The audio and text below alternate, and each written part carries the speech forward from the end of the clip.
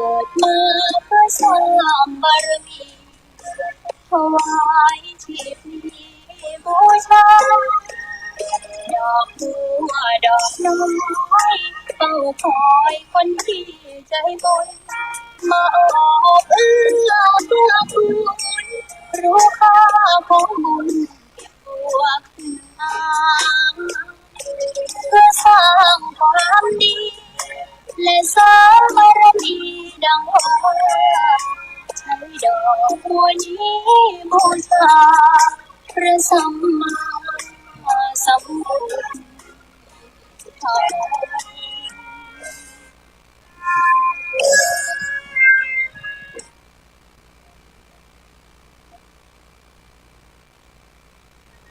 ใจไว้เพื่อบูชาแด่องค์พระศาสดาสัมมาสัมพุทธเจ้ามีความงามที่เทียบไม่เปรียบเทียบเขาเทียบเราเลยมองไม่งามเท่าเขาแต่เจ้าก็คือดอกบัวด้วยความสัตย์ซื่อยึดถือความดีเป็นหลักใครรักไม่รักก็ไม่จงรักของเมื่อปลอกคนเดิมก็เห็นความงามในตัวไม่ยึดติดในตมชั่วขอเป็นดอกบัวดอกเดียวไม่มองว่าบัวงามเด่นแต่บัวก็เป็นดอกบัวทุกวันอย่างนี้ไม่อยากเด่นดังแต่มุ่งหวังเกิดมาเพื่อสร้างบารมีถวายบูชาดอกบัวดอกน้อยเฝ้าคอยคนที่ใจบุญมาออกเอื้อเพื่อรู้ค่าของบุญเพื่อสร้างความดีและสร้างบารมีดังว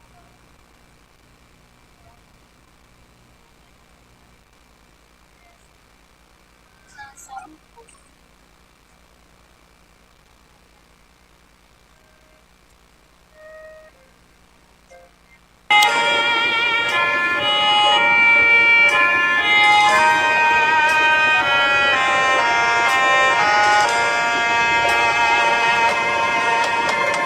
ใคร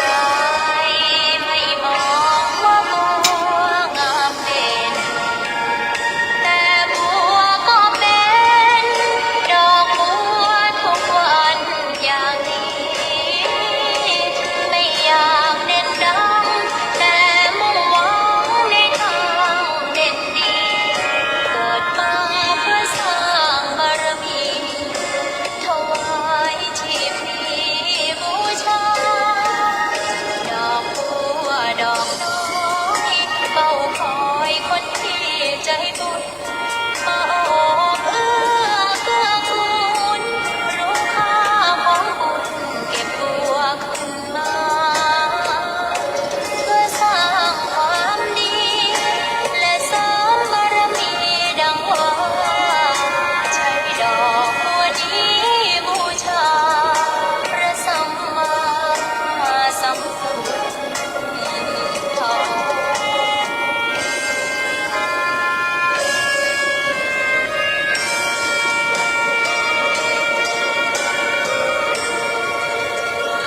ขอนอบน้อมต่อพระรัตนตรัยแก้วเจ้าสามประการ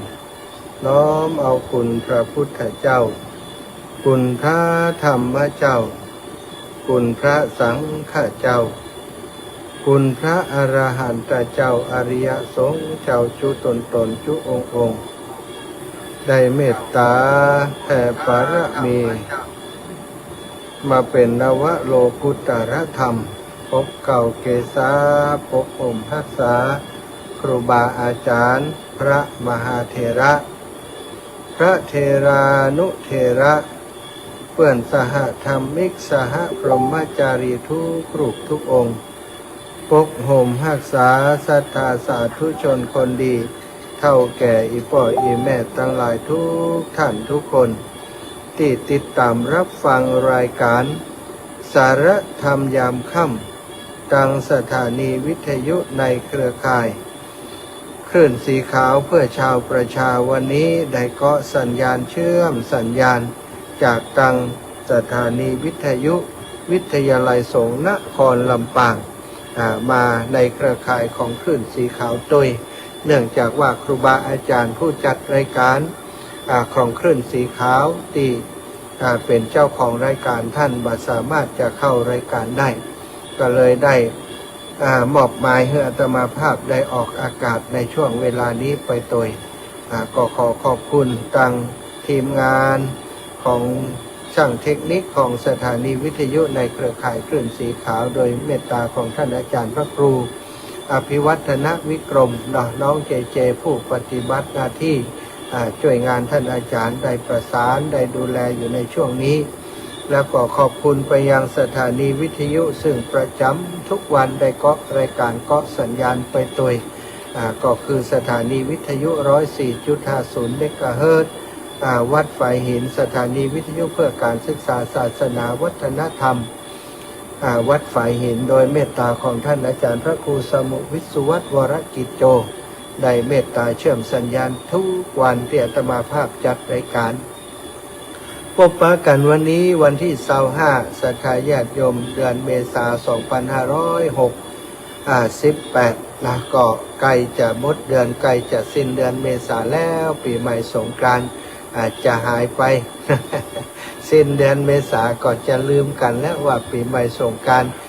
เป็นอย่างใดพ่องนะก็จะนึกกันไปตั้งหน้าจะเข้าวาษาจะออกวาษาต่อไปตั้งหน้าแล้วก็สิ้นปีแล้วก็ต้นปีเหมือนกับที่ผ่านไปทุกปีสถานพบปะกันวันนี้วันที่25เดือนเมษาจะปาศรัทธาญาติโยมไหว้พระสวดมนต์ก่อนที่จะนำสารธรรมอุจาแบ่งปันกันต่อไปกราบพระพร้อมกันเนอกราบ1พุทโธเมนาโถกราบ2ธัมโมเมนาโถ กราบ3สังโฆเมนาโถอิมินาสากาเรนะพุทธังอภิปูชยามิอิมินาสากาเรนะธัมมังอภิปูชยามิอิมินาสากาเรนะสังฆังอภิปูชยามิอะระหังสัมมาสัมพุทโธภะคะวาพุทธังภะคะวันตังอภิวาเทมิสวากขาโตภะคะวะตาธัมโมธัมมังนะมัสสามิสุปฏิปันโนภะคะวะโตสาวกสังโฆสังฆังนะมามินะโมตัสสะภะคะวะโตอะระหะโตสัมมาสัมพุทธัสสะนะโมตัสสะภะคะวะโตอะระหะโตสัมมาสัมพุทธัสสะนะโมตัสสะภะคะวะโตอะระหะโตสัมมาสัมพุทธัสสะพุทธังสารนังกัจฉามิธัมมังสารนังกัจฉามิสังฆังสารนังกัจฉามิตุติยัมปิพุทธังสารนังกัจฉามิตุติยัมปิธัมมังสารนังกัจฉามิตุ ตุติยัมปิสังฆังสารนังกัจฉามิตติยัมปิพุทธังสารนังกัจฉามิตติยัมปิธัมมังสารนังกัจฉามิตติยัมปิสังฆังสารนังกัจฉามิ อิติปิโสภะคะวะอะระหังสัมมาสัมพุทโธวิชชาจารณะสัมปันโนสุขโตโลกาวิทูอนุตตโรปุริสธรรมะสารทิสัทธาเทวมนุษสานังพุทโธภะคะวะติสวากาโตภะคะวะ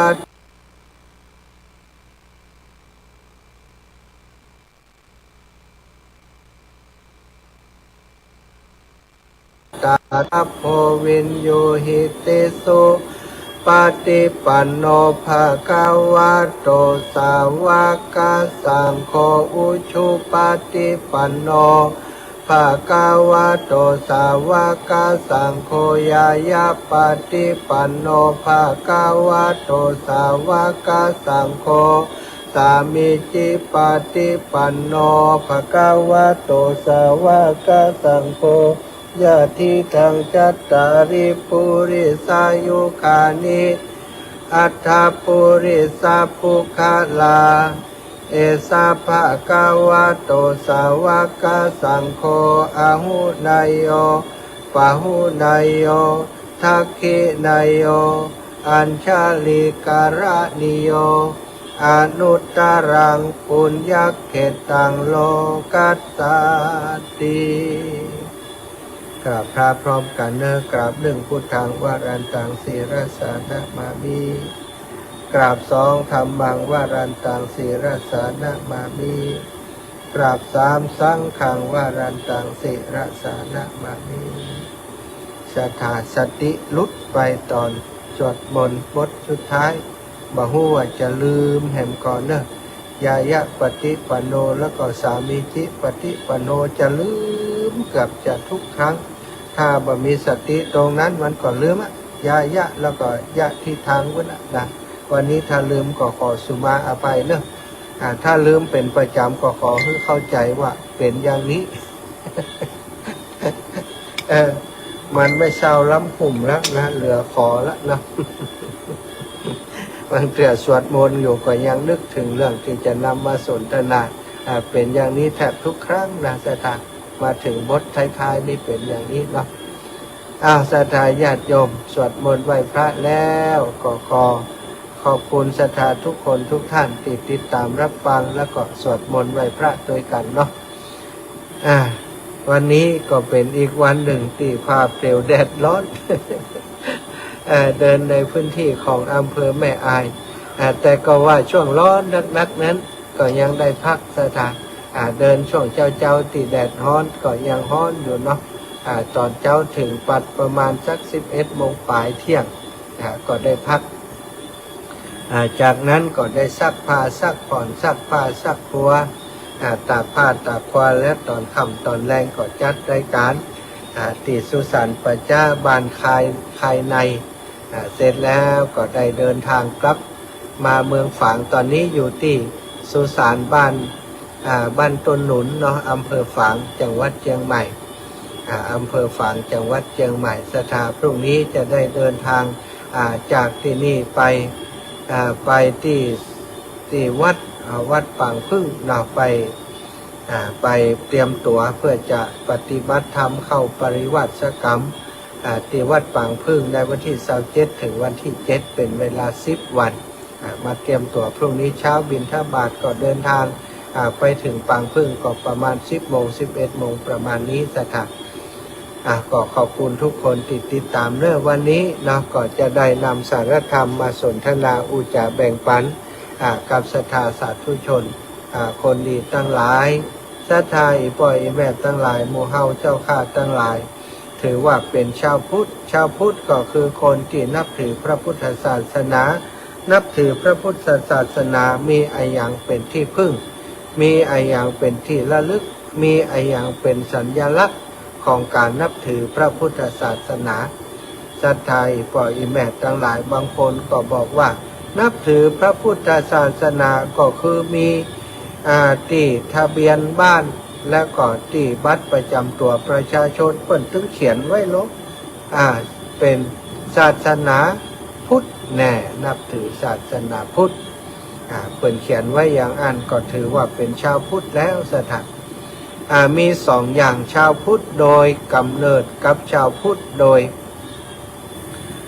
ดยจิตวิญญาณสถาญาติโยมชาวพุทธโดยกำเนิดก็เกิดมาเป็นลูกหลานของชาวพุทธพ่อแม่ก็ไปตัดใบเกิดให้เฮาว่าเป็นพุทธศาสนิกชน บางคนนี่บ่ฮู้ด้วยซ้ำไปว่าชาวพุทธจะต้องทำอย่างใดพ่องเจ้าพุทธจะต้องยึดถือไอ้อย่างพ่องบ่ฮู้เรื่องลูกหลานเฮาส่วนใหญ่ศรัทธาอาตมาคิดว่า 60-70% ที่บ่เข้าใจคำว่าชาวพุทธคือจะต้องทำไอ้อย่างพ่องถึงถือว่าเป็นชาวพุทธที่แท้จริงส่วนใหญ่ก็เป็นประมาณว่านับถือตามกันมาพ่อแม่เป็นพุทธเขาก็เลยกลายเป็นพุทธไปโดยพ่อโดยแม่อย่างนี้ศรัทธาญาติโยมทั้งหลายแต่ว่าชาวพุทธที่แท้จริงนี่ในสมัยโบราณสมัยพุทธกาลนั้นเพิ่นบ่ได้มีใบทะเบียนบ้านหรือว่าบัตรประจำตัวประชาชนที่ระบุว่าเป็นชาวพุทธฉะนั้นคนที่เป็นชาวพุทธในสมัยโบราณหรือว่าช่วงตั้งแต่ก่อนที่จะมีบัตรประจำตัวหรือว่าทะเบียนบ้านเพิ่นดูกันตัดใดสถานดูการประพฤติปฏิบัติดูการแต่งกายนี่ก็เป็นส่วนหนึ่งชาวพุทธส่วนใหญ่ก็มักจะถ้าไปวัดไปวาก็นุ่งขาวห่มขาวไปวัดอุบาสกอุบาสิกาที่ไปวัดไปวาก็จะรู้ว่าเพิ่นเป็นชาวพุทธแล้วก็การการจาวัฒนธรรมในคำพูดต่างๆก็จะสอบไปในทางว่าคนนี้เป็นชาวพุทธนะพระพุทธเจ้าข้านะอันนี้ถ้าผู้กับในหลวงพระพุทธเจ้าข้า อันนี้นี่สื่อสารเพื่อเจียแน่ว่าเป็นชาวพุทธพระคุณเจ้าครูบาอาจารย์เนี่ยถ้าอย่างนี้แสดงว่าคนนี้เป็นชาวพุทธศรัทธาญาติโยมแต่ชาวพุทธที่แท้จริงก็คือคนที่นับถือหรือว่ายึดถือพระรัตนตรัยแก้วเจ้าสามประการเป็นที่พึ่งที่ระลึกแก้วเจ้าสามประการมีอะไรอย่างพ่องศรัทธาก็มีพระพุทธมีพระธรรมมีพระสังฆเจ้านับถือพระพุทธเจ้านับถือที่ไหนนับถือที่คุณงามความดีนับถือที่บารมีของพระองค์นับถือที่เป็นพระองค์เป็นผู้รู้เป็นผู้ตื่นผู้เบิกบานนับถือที่พระองค์มีพระปัญญาที่คุณมีพระมหากรุณาที่คุณมีพระเมตตาที่คุณมีพระวิสุทธิคุณมีพระปัญญาที่คุณเป็นเลิศกว่าคนและเทวดาทั้งหลายพระองค์ทรงเป็นศาสดาพระองค์ทรงเป็นที่พึ่งของโลกพระองค์ทรงเป็นสารถีที่สั่งสอนคนที่ควรสั่งสอนทั้งหลายผู้ฝึกมนุษย์ผู้ฝึกคนทั้งหลายคือตั้งอยู่ในคุณงามความดีแล้วก็คือบุคคลผู้นั้นที่นับถือพระองค์เป็นสรณะที่พึ่งนั้นได้เข้าถึงธรรมได้เข้าใจธรรมได้ปฏิบัติถูกปฏิบัติดีปฏิบัติชอบจนเป็นเหตุให้คนนั้นมีความสุขในการปฏิบัติธรรมตามพระองค์นี่คือนับถือพระพุทธเจ้าเป็นที่พึ่งที่ระลึกเป็นอย่างแรกแล้วข้อที่สองก็คือบุคคลที่นับถือพระธรรมที่พระพุทธเจ้านำมาเปิดเผยนำมาแสดงที่เป็นทางบอกเขาทั้งหลายไปสู่ความหลุดพ้นจากความทุกข์ทั้งหลายที่พระองค์นำมาแสดงธรรมมีถึง 84,000 พระธรรมขันธ์ที่พระพุทธเจ้า นำมาแสดงให้ชาวพุทธทั้งหลายที่เปิ้นเรียกว่าพระไตรปิฎกอันนั้นก็คือจดจานธรรมของพระพุทธเจ้าบางส่วนก็เป็นของสาวกบางส่วนก็เป็นของพระพุทธเจ้าแต่ว่าจัดอยู่ในหมวดหมู่เป็นปิฎกอยู่ได้3ปิฎกพระอภิธรรมปิฎกพระสูตตันตปิฎกพระวินัยปิฎก3อย่างโดยกันสถานมีทั้งหมด45เล่มที่เป็นภาษาบาลีที่เป็นภาษาไทยที่เปิ่นมานำมาแปลอย่างต่างๆนี่สถานก็คือน้ำธรรมคำสอนของพระพุทธเจ้าพระธรรมเป็นอากาลิโกเป็นสิ่งที่เป็นสันทิฏฐิโกเป็นเอหิปัสสิโกเป็นโอปัญญิโกที่เฮาทั้งหลายสามารถศึกษาเรียนรู้ปฏิบัติตามได้เฮายึดถือพระธรรมเป็นสรณะที่พึ่งสุดท้ายก็คือพระสงฆ์พระสงฆ์ก็มีสงฆ์สาวกของพระพุทธเจ้าผู้ปฏิบัติดีปฏิบัติชอบญาติที่ทางได้แก่บุคคลเหล่านี้คือเนี่ยสถานคนที่เปิ้นมีอยู่พระสงฆ์ผู้ที่เปิ้นปฏิบัติตามธรรมของพระพุทธเจ้าจนได้มรรคผลนิพพานเป็นพระโสดาบันเป็นสกทาคามีเป็นพระอนาคามีเป็นพระอรหันต์เหล่านี้คือสงฆ์สาวกของพระพุทธเจ้าที่เป็นอริยสงฆ์และปัจจุบันนี้ก็มีสมมุติสงฆ์อย่างครูบาอาจารย์ทั้งหลายที่บวชในพระพุทธศาสนานี้บางคนบางท่านก็ปฏิบัติจนขั้นเป็นอริยสงฆ์เป็นสงฆ์สาวกผู้ประเสริฐได้มรรคผลนิพพานบางรูปบางองค์ก็อาจจะบัดถึงขั้นนั้นเป็นเพียงพระสุปฏิปันโนปฏิบัติดีปฏิบัติชอบได้มาศึกษาในพระธรรมวินัยนี้ได้มาอยู่จำอยู่ถวายทอดอกในพระพุทธศาสนาเป็นศิษย์สลีสัพปัญญูพระพุทธเจ้ามาสืบต่อน้ำธรรมคำสอนสืบต่ออายุพระพุทธศาสนาโดยการบวชอยู่ตามวัดวาอารามต่างๆอันนี้ก็ถือว่าเป็นสงฆ์ที่เฮาทั้งหลายจะต้องทำความเคารพหรือว่านับถือเป็นสรณะอย่างหนึ่งนี่สถาน3อย่างนี้ถ้าบุคคลใดก็ตามถือพระพุทธเจ้าถือพระธรรมถือพระสงฆ์เป็นสรณะที่พึ่งบุคคลนั้นถือว่าเป็นพุทธศาสนิกชนศรัทธาอีกบ่อยแม่ทั้งหลายบ่ได้วัดกันที่มีเพียงทะเบียนบ้านเป็นพุทธแล้วก็จะถือว่าคนนั้นเป็นพุทธก็จะอยู่เป็นพุทธโดยกฎหมายเป็นพุทธโดยคำว่าศาสนาหรือว่าตัวตนของเขาเป็นพุทธแต่บางคนก็บอกเข้าใจว่าพระพุทธเจ้าสอนอะไรอย่างพระพุทธเจ้ามีคุณงามความดีอะไรอย่างพ้องนี้บ่ศึกษาบ่ได้เรียนรู้สักอย่างแล้วความเคารพนับถือจะมีต่อพระพุทธเจ้าก็คงจะยากนะสถานนับถือเพียงในนามบ่ฮู้ประวัติพุทธประวัติพระองค์เป็นมาอย่างใดเผยแผ่ศาสนาอย่างใดมีความเหนื่อยยากลำบากอย่างใดในการเผยแผ่พระศาสนาก็มีความรู้ในด้านนี้ก็เพียงแต่ว่าเป็นพุทธในนามแต่หากว่าบุคคลใดชื่ออาจจะมาเป็นชาวพุทธเลยสถาชื่อก็เป็นฝรั่งมังค่าพุทธนะแต่ว่าตัวเขานี้ศึกษาประวัติของพระพุทธเจ้ามีความศรัทธาเลื่อมใสเป็นอย่างยิ่งนับถือพระพุทธเจ้าในความที่พระองค์เป็นผู้เมตตาเป็นผู้ตรัสรู้ชอบได้โดยพระองค์เองก็ได้นับถืออย่างจริงใจด้วยหัวใจของเขาทั้งที่ชื่อในการนับถือศาสนาบ่มีว่านับถือศาสนาพุทธแต่เขาเข้าถึงภาวะความเป็นพระพุทธเจ้าเข้าถึงธรรมของพระพุทธเจ้าแล้วก็เข้าใจ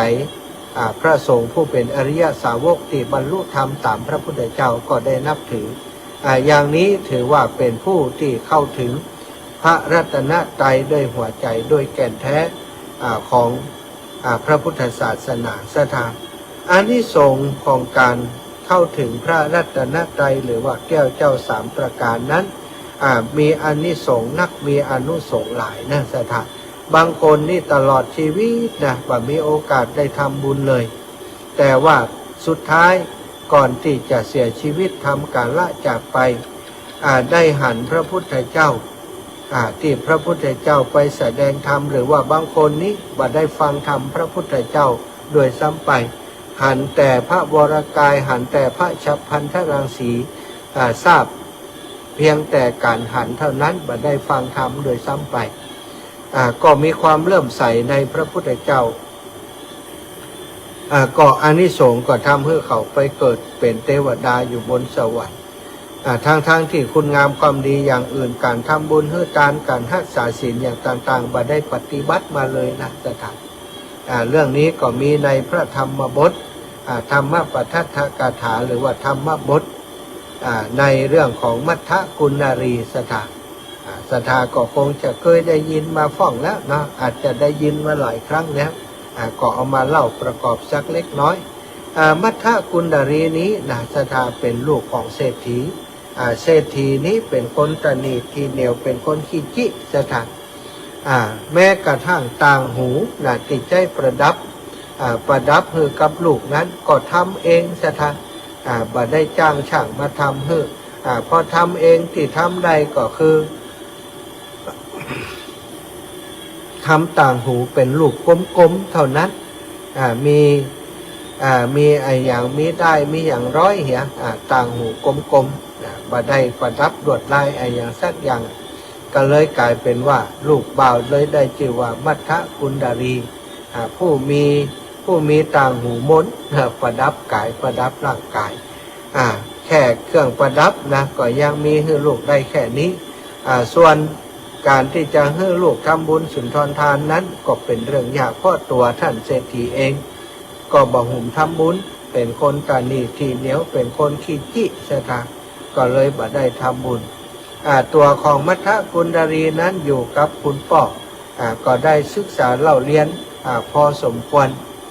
แต่ว่าบ่มีโอกาสไปแอวไปแม้งไปแอวนอกบ้านไปลื่นเริงอย่างคนอื่นเขาเพราะว่ากลัวจะเสียทรัพย์พ่อเป็นคนที่กลัวจะเสียทรัพย์เลยบ่ค่อยให้ลูกได้ไปไหนไปสังคมไปกินไปแอวกับคนทั้งหลายบ่ต้องอู้ถึงเรื่องการทำบุญเลยก็เป็นเรื่องยากที่เขาจะได้ทำบุญสถาญาติโยมเมื่อเป็นเช่นนี้มัทธกุณรีก็เลยขาดโอกาสที่จะได้แม้กระทั่งพระพุทธเจ้าอยู่ในเมืองที่มัทธกุณรีอยู่นั่นเองแต่ก็บ่เคยได้เข้าเฝ้าบ่เคยได้เข้าไปฟังธรรมจากพระพุทธเจ้าเลยเพราะความที่มีพ่อเป็นมิจฉาทิฐิเป็นคนตนีทีเหนียวซึ่งอยู่ต่อมาในวัยเป็นหนุ่มนั่นเองสถายังบ่ได้แต่งงานกำเตื่อยังเป็นวัยหนุ่มอยู่อายุ15-16ก็ปรากฏว่าเกิดมีโรคเกิดขึ้นในตัวของมัทธกุณรีซึ่งพ่อแทนที่จะเอาลูกไปให้หมอรักษาก็กลัวกลัวจะเสี่ยงเงินเสี่ยงทองเลยไปถามหมอลูกโรคอย่างนี่เปิ่นกินยาอย่างนะหมอก็ใจดีบอกถ้าเป็นโรคอย่างอาการอย่างนี่กินยานี้เอายานี้ไปต้มกินต้มสักหม้อ2 หม้อก็จะหายแล้วนะแต่ถ้าไปซ้อถามเปิ่นอย่างอันกินไปก็บ่หายก็ไปถามหมอท่านอื่นแถมเปิ่นคือการวินิจฉัยโรคนี้ตัวเองเข้าแต่สังเกตอาการตัวเองบ่ใจหมอก็เล่าไปถามอาการที่หันหมอบ่ได้มาตรวจด้วยตัวเองก็เพียงแต่ว่าฟังเศรษฐีเล่าถามได้เข้าได้โค้งเล็กๆน้อยๆก็จัดยาให้เศรษฐีเอาไปก็เอาไปรักษาลูกอยู่อย่างนั้นซะ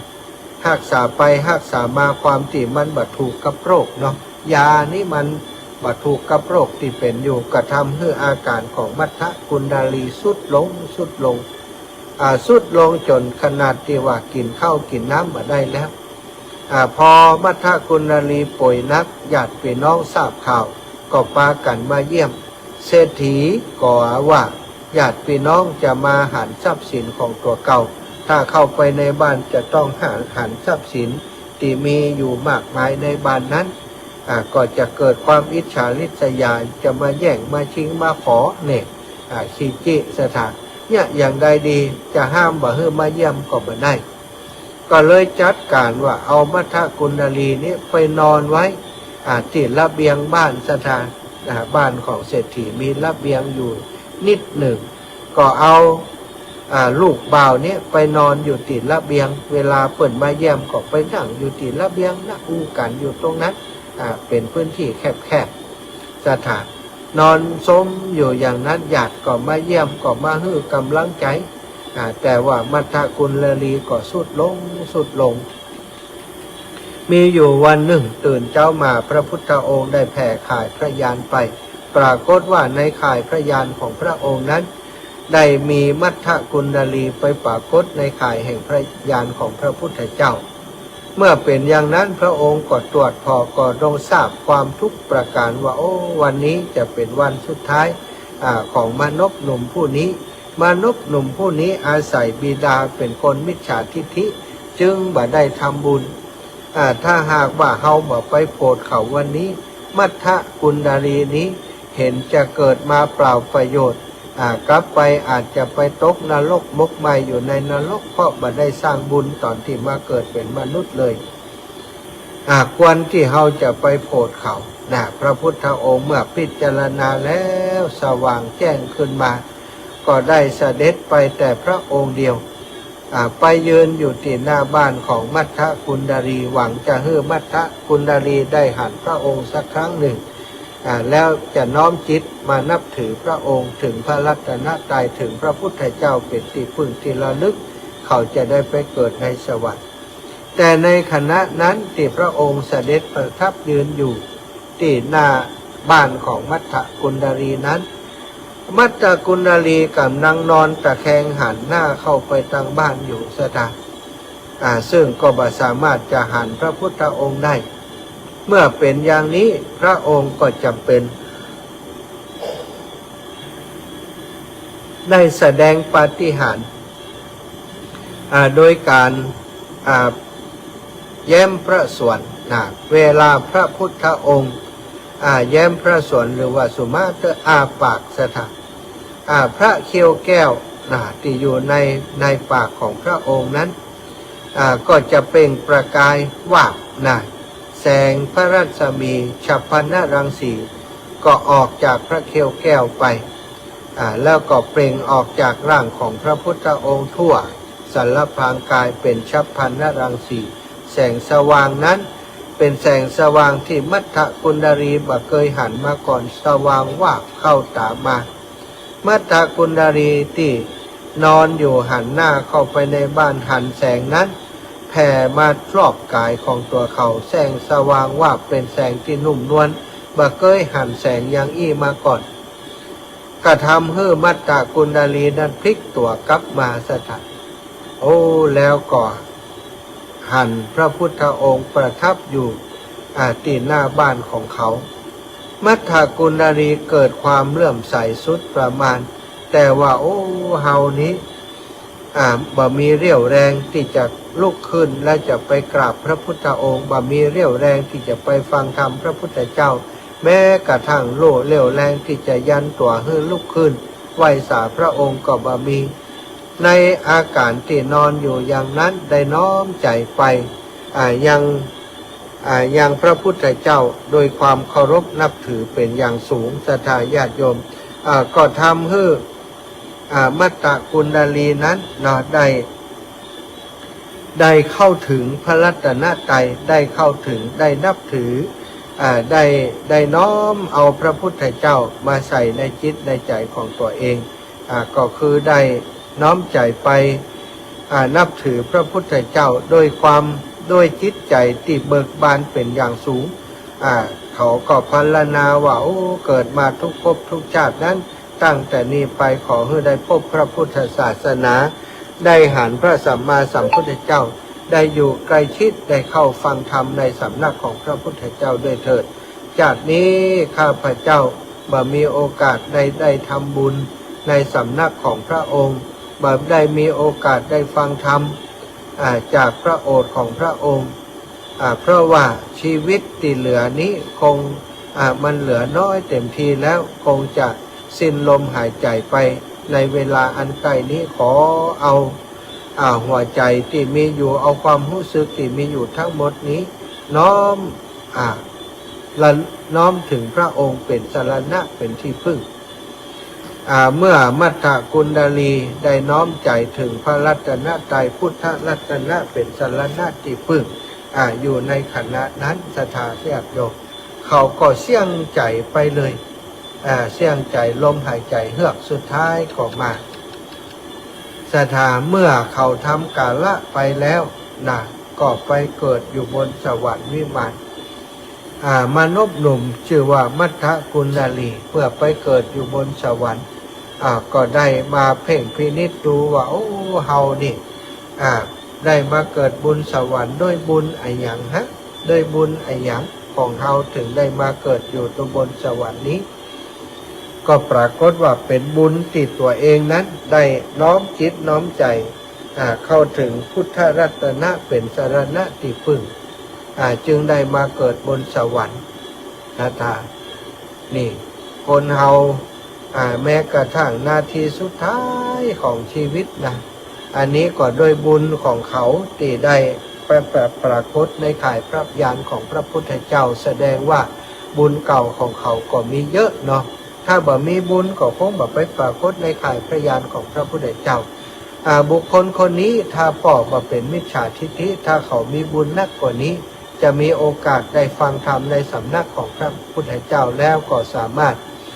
จะบรรลุธรรมถึงขั้นสูงสุดได้แต่ว่าก็ยังมีกรรมเนาะสถามาบดบังมีป่อผู้เป็นมิจฉาทิฏฐิมาเปิดโอกาสให้ตัวเขานั้นได้มีโอกาสไปฟังน้ำฟังธรรมของพระพุทธเจ้าบ่มีโอกาสในทำบุญในพระพุทธศาสนาบ่มีโอกาสที่จะได้รักษาศีลได้ปฏิบัติธรรมได้มรรคผลนิพพานแต่ก็ยังมีบุญเท่าเข้าถึงพระรัตนตรัยเป็นสรณะที่พึ่งนี่พระรัตนตรัยนี้บ่ใช่เรื่องธรรมดานะสถาน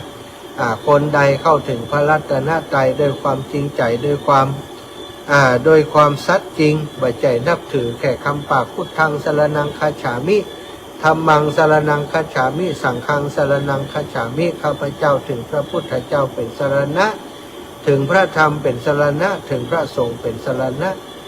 กำปากว่าไปแต่ใจนั้นบ่ได้นับถือบ่ได้เข้าถึงจริงๆอันนี้ก็อานิสงส์ก็น้อยสถานแต่คนที่เข้าถึงจริงๆถึงรัตนตรัยจริงๆนั้นมีหลายครั้งที่เปิ่นเล่าให้ฟังในธรรมบทก็มีอย่างคนที่เปิ่นโดยสารบนเรือไปสถานปรากฏว่ามีอุบาสกคนหนึ่งโดยสารบนเรือไปเรืออับปางอุบาสกบัดตื่นเต้นบัดตกใจยังเท่าแต่พร่ำสวดพุทธังสรณังคัจฉามิธัมมังสรณังคัจฉามิสังฆัง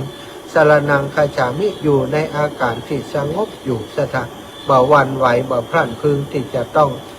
บ่กลัวตายก็ปรากฏว่าคนทั้งหลายนั้นสถาญาติโยมหันอุบาสกเป็นอย่างอันก็ปากันสงบแล้วก็เข้ามาถามว่าทำไมท่านบ่กลัวเรือจะอับปางและท่านยังทำตัวสบายใจสวดมนต์อยู่ท่านบ่กลัวเลยก้าความตายอุบาสกก็บอกว่าบ่กลัวเพราะเฮาถึงพระพุทธเจ้าพระธรรมพระสงฆ์เป็นสรณะถึงเฮาจะตายไปก็ต้องไปเกิดบนสวรรค์คนเหล่านั้นทั้งหลายก็ถ้าอย่างนั้นเฮาขอถึงตัวได้ก่อนนี่สถานพระอุบาสกนั้นก็เลยว่าก็ได้กะถ้าท่านอยากถึงก็ว่าตัวเฮาถึงพระรัตนตรัยก็สอนสถานพุทธังสรณังคัจฉามิธัมมังสรณังคัจฉามิสังฆังสรณังคัจฉามิจบสังฆังตติยัมปิสรณังสังฆังสรณังคัจฉามิน้ำก็ขึ้นมาท่วมปากพอดีสถานคนทั้งหลายเหล่านั้นในเรือลำนั้นปรากฏว่าปากันไปเกิดบนสวรรค์หมดนี่ด้วยการเข้าถึงพระรัตนตรัยเป็นสรณะที่พึ่งฉะนั้นเฮามีของดีอยู่ใกล้ตัวอยู่ในตัวของเฮานี้แล้วเฮาเป็นชาวพุทธก็ขอให้เป็นชาวพุทธที่เข้าถึงคำว่าพระรัตนตรัยเป็นสรณะที่พึ่งอย่างแท้จริงสถานถ้าเฮานับถือพระพุทธเจ้าถึงพระรัตนตรัยถึงพระพุทธเจ้าพระธรรมพระสงฆ์เป็นสรณะที่พึ่งอย่างแท้จริงอย่างบริสุทธิ์ใจนั้นศีลเฮาก็จะบริบูรณ์ธรรมเฮาก็จะบริบูรณ์แล้วก็ปัญญาภาวนาของเฮาก็จะบริบูรณ์ด้วยเช่นกันนี่สถาญาติโยมทั้งหลายวันนี้ก็นำสิ่งเหล่านี้มาเป็นสรณธรรม มาฝากมาแบ่งปันกับศรัทธาญาติโยมเพราะว่าปัจจุบันนี้คนส่วนใหญ่บอกว่าตัวเองนับถือเป็นชาวพุทธแต่ว่าบ่เข้าใจว่าพระพุทธเจ้าสอนอย่างพระพุทธเจ้าทรงเหน็ดเหนื่อยอย่างใดพระองค์มีคุณวิเศษอย่างใดนี่บางคนบอกหู้โดยซ้ำไปฉะนั้นถ้าจะเป็นชาวพุทธที่ดีได้ก็ต้องหู้คุณพระพุทธคุณพระธรรมคุณพระสงฆ์แล้วก็นับถืออย่างจริงใจบางงอนเงียนคอนแค้นบ่ใจว่าเปิ่นมาจุมาหลายเรื่องนั้นนิดเรื่องนี้หน่อยโดยเปิ่นไปเหี่ยสวะพระพุทธเจ้าสวะพระธรรมสวะพระสงฆ์ไปอย่างนี้บ่ถือว่าเป็นคนที่มีความมั่นคงในพระพุทธศาสนาตถาเอาละเนาะพอเวลาแล้วก็คงจะใกล้ที่จะฝันเวลาให้ศรัทธาญาติโยมได้โทรเข้ามาก่อนที่ศรัทธาญาติโยมจะโทรเข้ามาก็ขอแจ้งเรื่องที่อาตมาภาพจะต้องยุดจัดรายการไปสัก10 วันเนอะ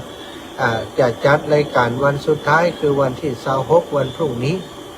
หลังจากนั้น27 28 29 30แล้วถึงวันที่7เดือนพฤษภาขออนุญาตพักเสียงยุดปฏิบัติธรรมสัก10 วันจะไปได้ออกอากาศแล้วก็ศรัทธาก็บ่ต้องโทรมาแล้วเนอะจะปิดโทรศัพท์นะบ่ฮับโทรศัพท์ในช่วงที่ปฏิบัติธรรมก็แจ้งให้ศรัทธาญาติโยมทั้งหลายได้ทราบวันนี้ก็มีศรัทธาญาติโยมหลายคนหลายท่านติดต่อมาโอ้อีแม่ได้โอนปัจจัยไปร่วมบุญแล้วเนอะอีนะตะกี้ก็มีโยมแม่ที่บ้านร่องนอดเนาะได้โทรเข้ามาหาคงจะมาแจ้งว่าอีแม่ได้โอนปัจจัยมาให้แล้วเนอะนะโยมแม่เหลียวเนาะแม่เฉลียวบ้านร่องนอดขอบคุณโยมแม่เนอะเจริญปอนโยมแม่ลายภาพเตจะ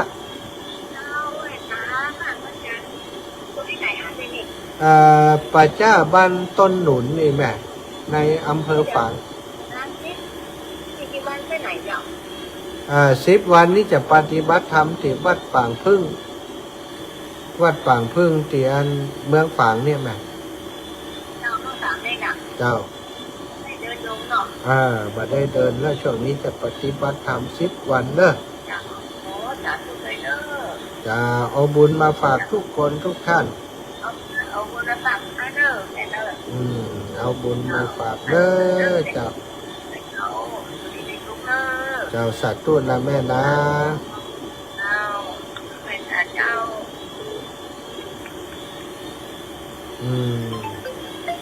ก็คือสัตว์ตุ้นยายพรเจริญพร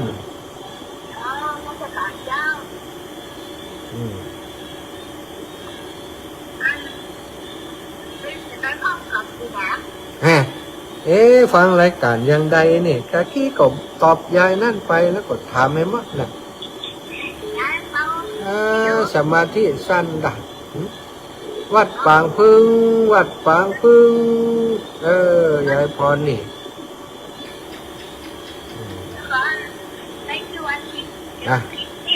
โอ้ยายพรเพิ่นบอกว่าไป10 วัน27ถึงวันที่7เนาะเจริญพรอีกแม่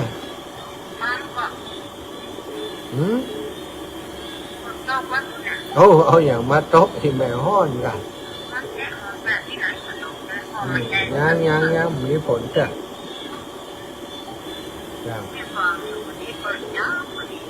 จับพอดีแหละตุเนอบุญรักษาแม่เนอเจ้าเราก็ปั่นตลอดอนุโมทนาไปเนอะไหว้พระสวดมนต์อนุโมทนาบุญต่อจากทุกเจ้าเจริญพรแม่ศรีสุรินทร์พระวงศ์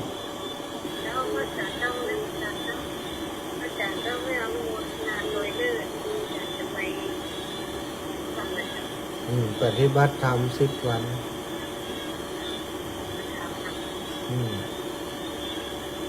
เข้าปริวาสกรรม10 วันเอาบุญมาฝากเนอะ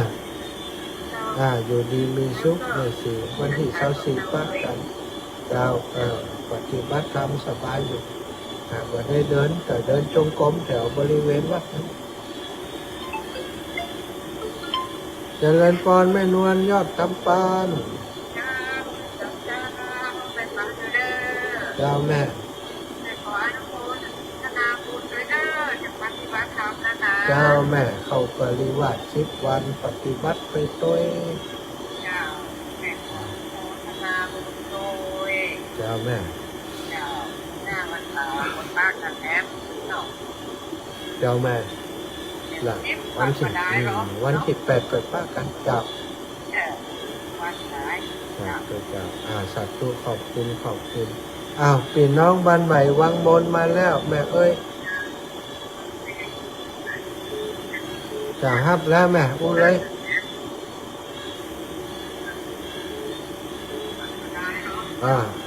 ไปฟังวิทยุได้อู้เจริญพรแม่เพนนะลำพูน เจ้าว่าจ๋า เจ้าแม่ ได้ข้อมูลอย่างต่าง โอ้ห่อนตับแตก แม่เนาะเรื่องที่ต้องไปนั่งลานะครับ ไปแหมก็วันผูกวันเจอไปแหมแหละ โอ้ท่านนี้หน้าท่านยาวเลยว่าหน้ามือนะหน้ามือว่าหน้าที่สี่มือนี้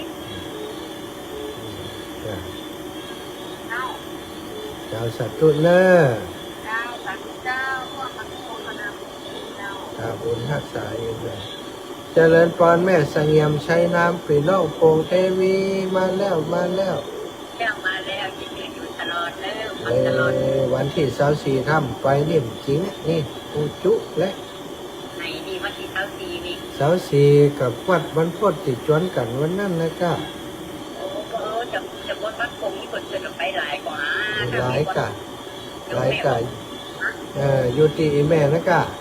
เจ้าอยู่ไหนนี่เจ้านี่อยู่ประจ้าไหน ไปจ้าบ้านต้นหนุนเมืองฝาง ฮ้อนขนาดแน่ เจ้าแม่ฮ้อน วันนี้ก็ฮ้อนขนาดอ่ะ หน้าดำนิดนี่ เจ้าจบดีเด้อบุญรักษาเป็นคง ขอบคุณโยมแม่แน่เป็นนอกเป็นทีวีแม่ปิดวิทยุก่อนอู้เลย และพระเจ้าท่านอาจารย์ เจริญพร จะได้มาปฏิบัติธรรมที่หนอเจ้า จะเข้าปริวาส10 วัน เจ้าที่ว่าจะมาวัดเนี่ยว่าท่านได้หลังจาก หลังจากปฏิบัติแล้วคุณแล้ว เจ้าเจ้าก็เจอไม่ค่อยจะที่บ้านตัวจะอยู่จังหวัดตรงหัว บ่เป็นหยัง เจ้าเข้าที่บ้านกันจะนี่เด้อ ปะ เจ้า กัน ที่บ้านกันจะจุดยอดอย่างที่อยู่ เจ้าจะไปตั้งไรหมูเตียวังเหนือมิติเดินไก่นักอยู่ เจ้าท่านเอาหน่อ เจ้าแม่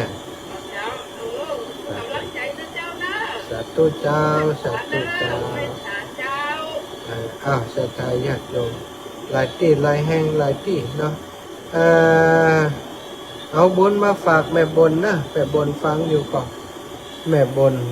อุบลวันแม่บนอุบลวันบอกค่อยสบายอีแบบไปโรงพยาบาลออกโรงพยาบาลมาแล้วบ่ได้ดูแลเนาะเพราะว่ามาไก่เนาะจะได้ก็จะไปแอวหาพี่น้องบันทาโดยข้างฟังรายการอยู่ก็อยากจะไปแอวบันทาโดยข้างเวลาติเหลือเนอะเจริญพรแม่ศรีวันบ้านกลางท่งเจ้าแม่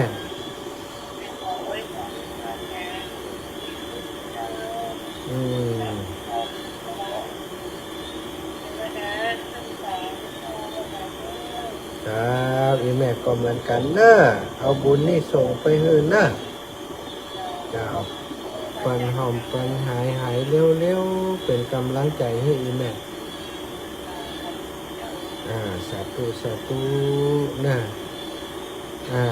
ศรัทธาพี่น้องเนาะพี่น้องบรรพระบาทเนี่ยโอ้โยมปีแขกสบายดีกว่าจ้าโยมแม่โยมแม่ยังก่อนเนี่ยบ่เมินบ่ได้พูดถึงคนลืมไปเห็นละอยู่พระบาทนะโยมปีแขกกับโยมแม่เปิ้นก็บ่ค่อยสบายเหมือนกันส่งบุญมาให้ส่งกำลังใจมาให้